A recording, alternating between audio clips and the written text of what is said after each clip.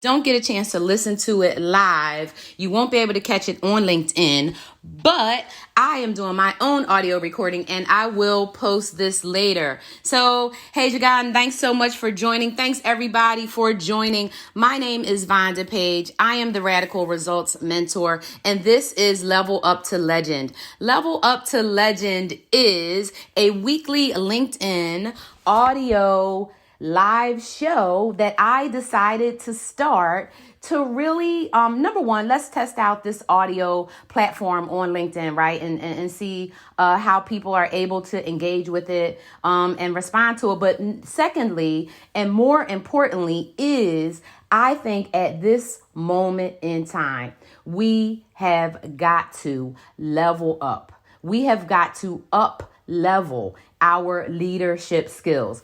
Does anybody agree with me that right now we are undergoing a crisis of leadership and that we need to look at refining our skills, right? We need to look at adapting some new ways of thinking, right? We need to look at things that we have not looked at, and we need to have conversations around things that are challenging.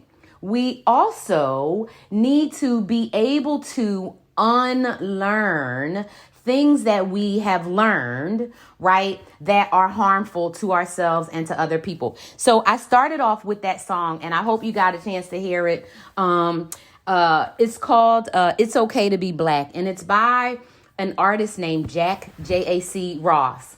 And when I first heard that song, It's Okay to Be Black, I love everything about it, right? I love the tone, the tempo. I love his voice, the beat.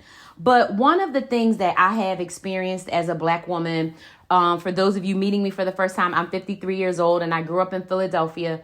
I have listened to, I'm a music fan. So I have listened to all kinds of music. I grew up, of course, on classic rock, right? Because I grew up in the 70s. I grew up on what we call pop music, or what is popular on the radio. But I also listened to tons of Black artists, tons of Black musicians. Stevie Wonder is still my favorite musician to this day. It is my dream to introduce him to my daughter and him hear her music. That's like my absolute fantasy dream that I'm going to make happen, hopefully. But that song, It's Okay to Be Black, right? He wrote this song, I think, 3 years ago.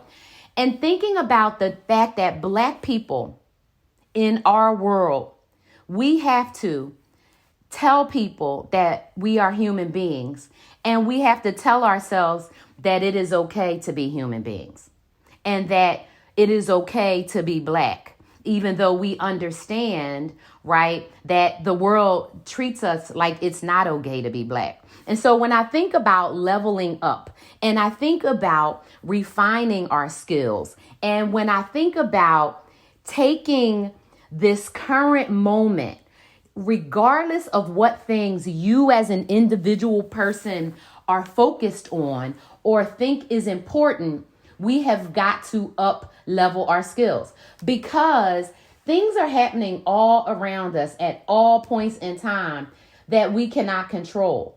But what we can control is the steps that we take. Does anybody agree that no matter what's going on around us, right, we can control our response to it, and we can control the steps, right, that we decide to take at any point in time, right, to make a change in our lives? And so for me personally, right, thanks so much, Jagan. And hey, Cardia, nice to see you.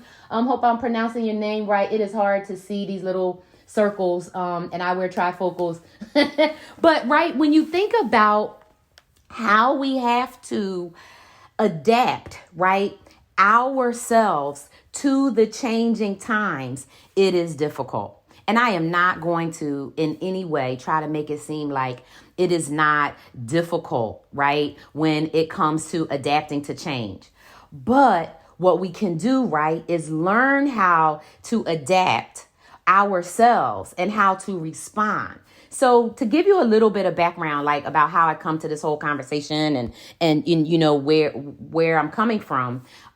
So as I said earlier, right, my name is Vonda Page, and I'm a radical results mentor. And what that means is that I mentor and guide and advise leaders, decision makers, you know, equity advocates. It doesn't matter, but people who are looking to up level where they are, right, in their current journey. And I see everything as the way we operate individually shows up as how we are as leaders. And so when I think about the moment right now, and I think about Black people trying to survive in this world of anti-Blackness, and I think about people who are trying to learn, right, how do I dive more into, you know, an anti-racism journey? How do I dive more into a self-development, self-growth journey? How do I dive deeper into understanding who I am, what my place is in the world, and how I want to fit in, right? These are all things that require us to do something different. Because if we're not asking those questions, right, we're doing the same things that we've been doing. But at some point, and this happened to me years ago. I mean, I think my daughter may have been 3 or 4. I was just sitting in my office one day in my cubicle, and I was like, I hate this. Not that I hate the job or I hate the people or I hate the work, but I hate something that I don't know what it is. I can't put my finger on it. And it occurred to me that I really needed to figure out a way to up-level myself on my own and think about what are these areas, right, where I'm struggling and I'm trying to say, I just, this isn't working for me. I'm not getting what I want, or I'm not doing what I want, or I'm just not feeling it. Has there anybody ever been like, you know, hey, I'm just not feeling it, and you just don't really know why, right? And so what happens, and what has happened for me is I would definitely say, right, at least the last 15 to 18 years for sure, right? My daughter is almost 20. I have been on this consistent quest to level up constantly, right? How can I grow in what I learn? How can I grow in how I relate to people? How can I grow in my own development in terms of what I want to contribute to the world? So when I think about leveling up to legend, I think about going from being a leader in your own space, whether it's in your family, in your community, in a place where you work, or just in your own life. What is the legend that you want people to say about you? Phyllis Churchman, boy, what's up? How you doing, sis? Nice to see you. Thanks for joining. What is the legacy that you want to leave? What do you want people to say about you when you're no longer here? I look at it, and it might sound kind of morbid, but if you know me, you know it's not morbid, because I'm not a morbid person. But think of it like, if you drop dead tomorrow, what are people going to say about you? What is the legacy? How are you now doing things and putting in the energy and the effort, right, to up-level yourself, to putting yourself in that legendary status, right? So I think all the time, and I only have one daughter, and maybe for people who have like big families and a lot of kids, or if you come from, you know, a very close family that maybe you have a generational, you know, traditions and things like that. Nicole D. Vick, how you doing, sis? When you have those backgrounds, right, and you have people, right, in your life who give you guidance and who show you, right, the way, sometimes it makes it easier. I think about my legacy and what I'm leaving in the sense of my daughter, right? Now, I know for a fact my daughter one day wants to get married and have children, right? And so I think about the fact that one day I'm going to be a grandmother. But not only that, I think about the legacy that I want to leave to the world about what was important for me and what I fought for and what I stood up for. And so for me, there is nothing more important at this moment than leadership. And the leadership that I see that has to happen is leadership in terms of who is going to be brave enough and courageous enough to step up, to level up, and to say, I'm going to fight for Black lives. I am going to advocate for Black people being 100% human beings just like everybody else. Because I'm going to tell you, and for those of you who haven't got a chance to read my newsletter, please subscribe to it. It's called Leader to Legend. And I did an article yesterday why we need to dump DEI and focus on anti-Blackness. And I, for the life of me, I'm going to tell you, I have been running away from DEI my entire life. And when I was thinking about how long I've actually been involved in diversity, equity, inclusion, formally, it has been since 1996. That is too long to be focusing and working on something and trying to put energy into something and see no fruit.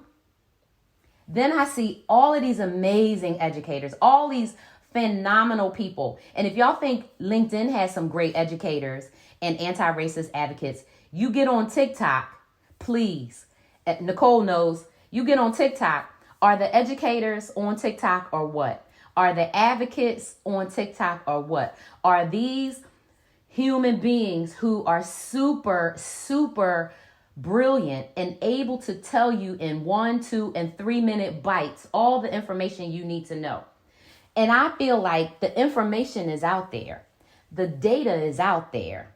The statistics, it's all been out there. And what has happened? Gaslighting, distraction. And so I think that this is the moment that, number one, Black people have to know it's okay to be Black. I played that song by Jack Ross before y'all got on. Hey, Kimberly, welcome. I played that song by Jack Ross called It's Okay to Be Black in the beginning of the live, because the fact that Black people, some Black people, have personalized and took on the pain of anti-Blackness in such a way that they have decided that they're not going to fight for themselves or their people because they don't think it's okay to be Black. Because this world tells us it's not okay to be Black. So I think that the leadership at this moment calls for everybody to examine themselves and say, what do I believe about Black people? What do I think about Blackness in general? And if your first mind is, there's this kind of Black people and that kind of Black people, boom, you're anti-Black. If your first mind is, well, you're anti-Black. Because the bottom line is that we are all conditioned in that Western mindset, right? That the European is the standard of everything, of excellence, of beauty, of intellect. And that is a lie. But that lie, y'all, has had to have been perpetrated and continued in order for all these systems to thrive. Now, I don't like to call myself an anti-capitalist because I participate in capitalism because literally we all have to. But I also believe, right, that capitalism doesn't have to be as exploitative as it is. And I believe that the exploitation in capitalism, which number one, Black people are the most exploited, period. In Africa and everywhere else. Black people are the most exploited for capitalism. And so when I think about leadership, I think about this community on LinkedIn, right, which is a professional community, people who are in the field of work, academics, learning, thought research, and that kind of thing, right? Hey, Jacqueline, thanks for joining. When I think about those people and I think about this community and I think about how we all are looking across thought leaders and leadership as people. And we're like, oh, these people are so smart and these people are so great and these people got it going on. Where are the people that are trying to help bring to the forefront into the consciousness that we have got to address anti-Blackness? Because anti-Blackness is that thing, right, that makes leaders make promises about what they're going to do for DEI, but then they don't fall through on any of them, right? Anti-Blackness is the thing that made Chauvin kill George Floyd in a 9.5 minute incident, right? Because he didn't believe that what he was doing was wrong. He didn't believe that George Floyd was a human being. Hey, Jasmine, welcome. He didn't believe, right, that the life of a Black person was worth anything. And that is what we have all been conditioned to believe. And I need y'all to get that. Whether you are Black or brown or white, it doesn't matter. Whether your ancestral home is Africa or Asia or the Americas or Europe. We were conditioned to believe that Black people are not allowed, not capable, not able, not accessible to everything that all men supposed to be created equal to have. We know that when the Constitution was written, that meant all white men. We know that in America, Black people were considered 3/5 of a person. We know that in Europe, Black people weren't even considered people. So when it comes to leadership, y'all, there is a way that we have to think about this next level, in this next space, in this next phase. And where are we going? Because we cannot, y'all can't tell me that we can't just keep on letting it go the way it is and thinking that things are going to automatically get better because there's so many great teachers out of here, because there's so many great people doing tons of great work. We got to put some work in place, right? So I want to open it up. If anybody wants to jump on and give your thoughts and comments, but like thinking about the concept, right, of alleviating anti-Blackness at the core, because as a Black person, I know, and I found this out, really over the last week with a bunch of polls that I did, right, about people who've had Black teachers. And I realized, super sadly, that as a Black person, I am so blessed to have had mostly Black teachers my entire childhood. And to find out that people didn't have it, number one, for Black people, it helps me understand why Black people don't think it's okay to be Black. Hi, Karen. Thanks for joining. Because we've all been conditioned, right, to think of Black as bad, to think of Black as bad.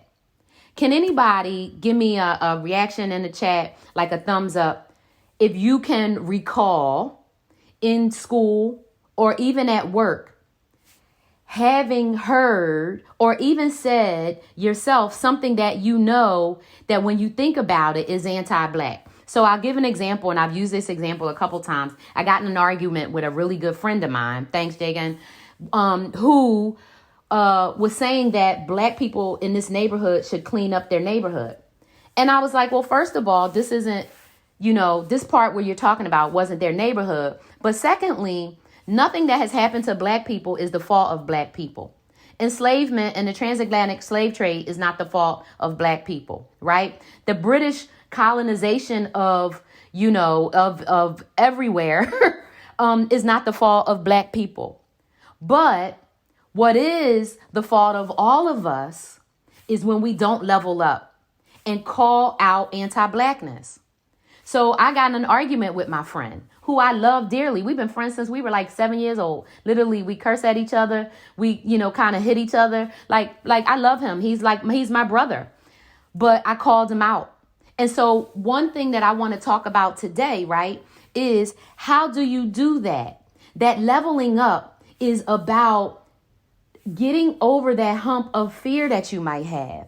It's about getting over that little distress that you might have in your stomach or in your chest, right? That nervousness when you know you're feeling discomfort, right? You're experiencing emotion, but you can't always run away from it. You can't be scared of it. And to level up, you have to lean into it, right? I try to say, like, I'm so weird and funny, y'all. Like, I get a thing where if there are certain expressions that become, popular, I don't like to use them because I don't want people to think I'm saying it in agreement with that person. So when I think about lean in, right, I think about Sheryl Sandberg, but I don't want y'all to think about this in this way.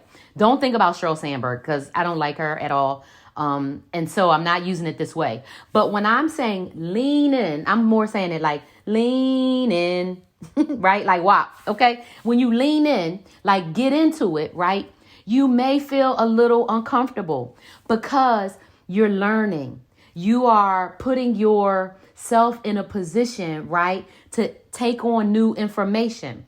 And who knows that growth hurts, right? Do you remember, or does anybody have kids that are still little that are in growing pain age? Meaning, like, basically, I think they really feel it from like 4 to maybe 14 or 15. But when their body hurts, especially 10, 11, 12, puberty, right? Going through growth hurts. Thanks, Lisa, right? Growing through growth hurts.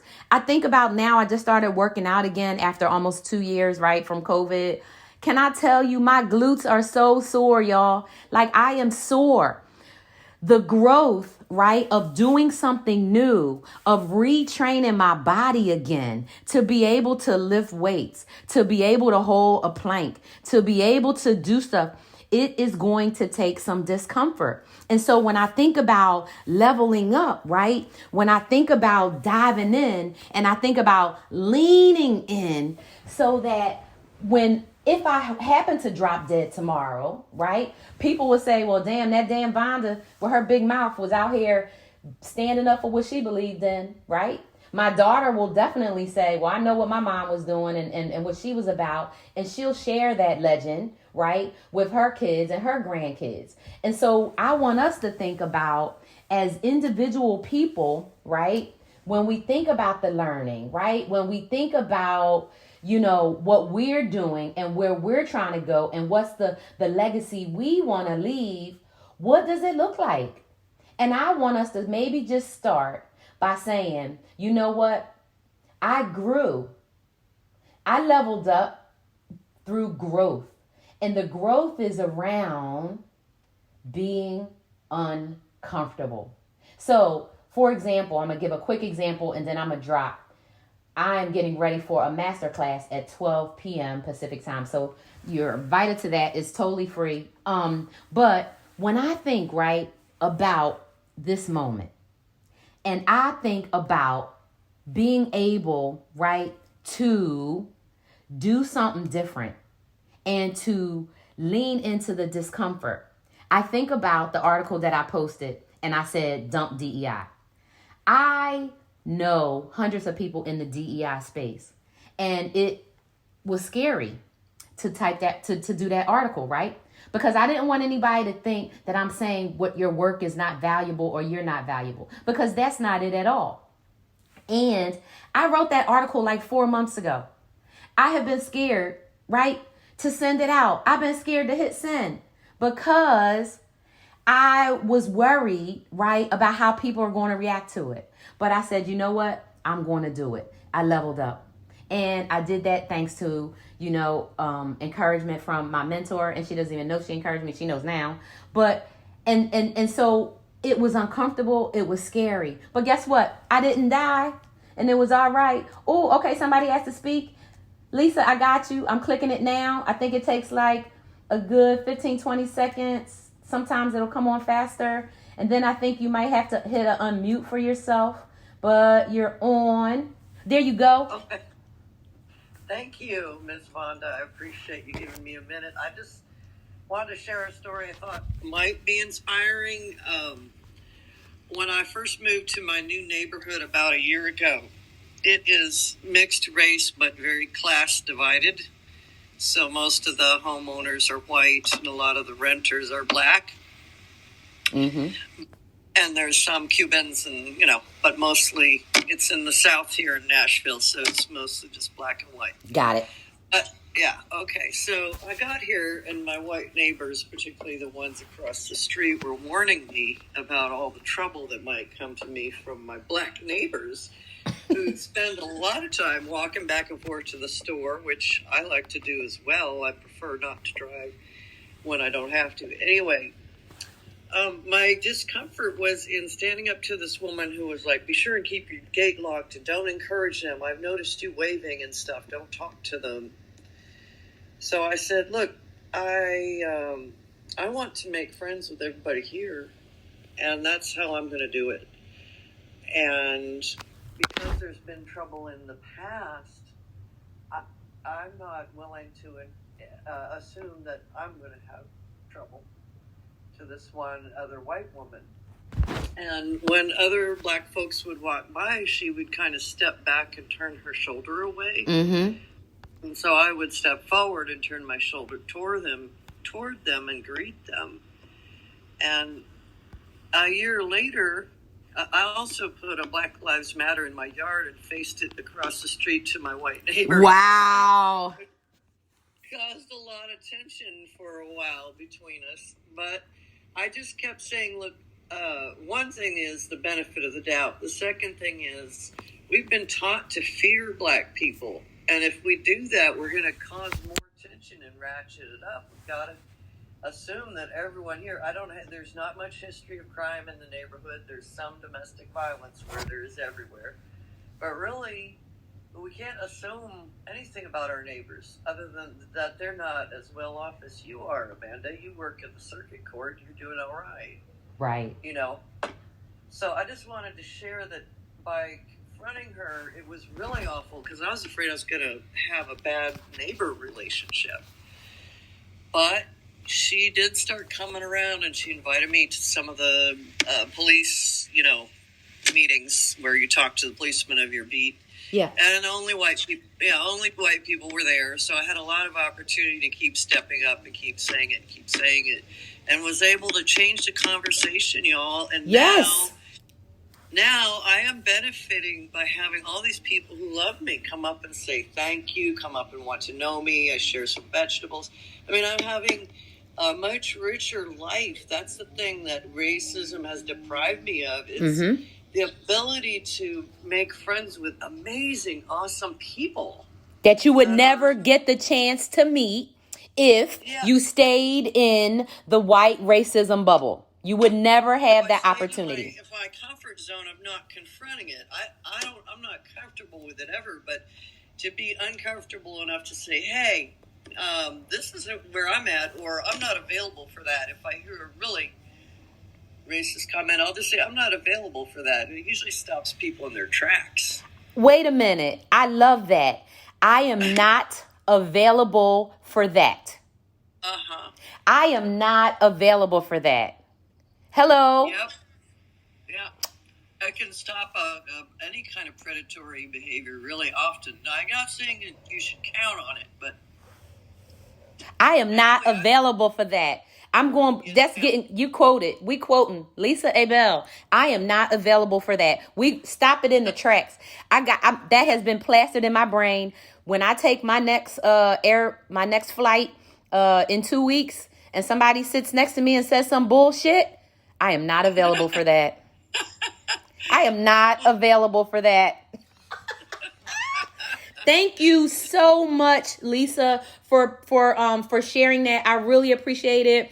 I gotta jump off of here. Hey, I'm gonna be here every Tuesday at 10 a.m. PST. I will try to extend it if I can, but I'm going to be doing 10 to 10:30. I want to thank everybody for joining. I did record it, so I'm going to put this up on some site somewhere, and people can listen to it later. Thanks so much for hanging out. That is how you level up. And hey, I will see y'all next Tuesday. Thank you so much. Everybody have a great day. Thank you so much.